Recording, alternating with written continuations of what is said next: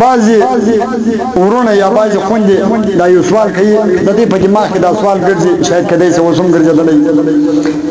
چې د دې بدنظرۍ دومره قدر عذاب دی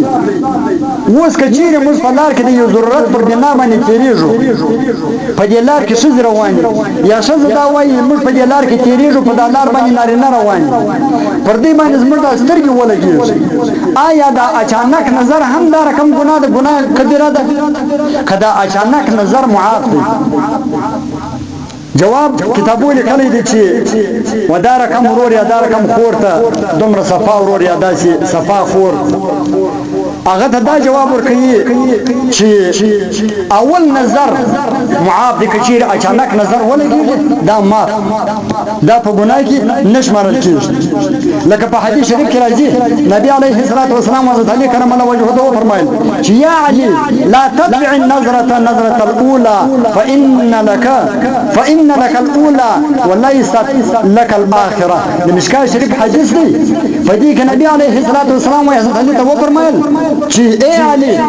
یو واره نظر که چیرې اچانک پر زنانو باندې ستا ولګېدی او بیا دوباره به قصدن نور ته ګورې ځکه هغه ستا اول نظر چې کوم تا ودې ښځو ته کړی دی هغه د الله تعالی د طرفه معاف دی په دې باندې الله تعالی تا نه نیسي دویم نظر چې کوم دی هغه نه دی معاف په دې باندې الله تعالی نه تا نیسي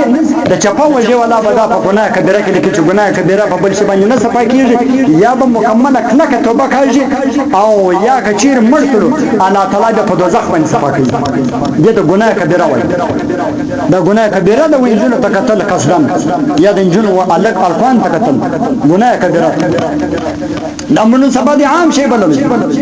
کوم خاص شرط نو لهذا لدي حديث حجاز تعليق كلام الله وجهته النبي عليه الصلاه والسلام تويل دي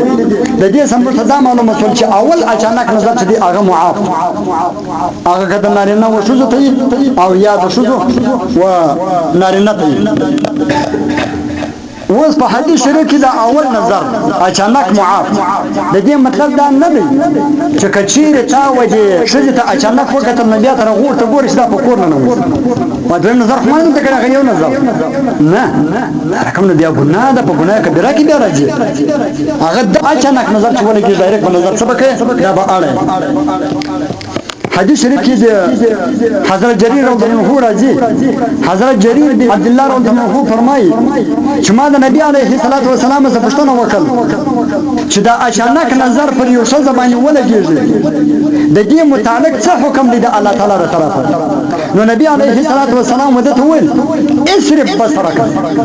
چې کله دې پر څه زمانه نظر ولګي ډایرکټ نظر اړو دسته نظر اړو بس بیا الله تعالی وتاته عذاب نه درکې نه دا په ګناه کې لیکل کېږي لیکن بعضی اوقات د حکیم یا د ډاکټر یا د جج یا په دې نادره دفترو کې چې د شناخت کارت جوړیږي د دې شوزو ته سبا تصویر مر سره دغه د تصویر یعنی شرعي عذر چې وس پیږي آیا د دې کسان د لپاره بیا ودی ته قتل څنګه دی یا ډاکټر ودی شوزو ته وګوري د علاج د معالجې په وخت یا حکیم ورته وګوري او یا جج د کیس په اړه کې الته چې کله کیس شروع ورته وګوري نو د دې د لپاره چې دی دا په قدر د ضرورت چې قدر د ضرورت بس بالا نه په قدر د ضرورت ورته ګوري د ضرورت بالا کې ورته وکتل بیا تر دا آیات لاندې دی الله تعالی بیا د عذاب کوي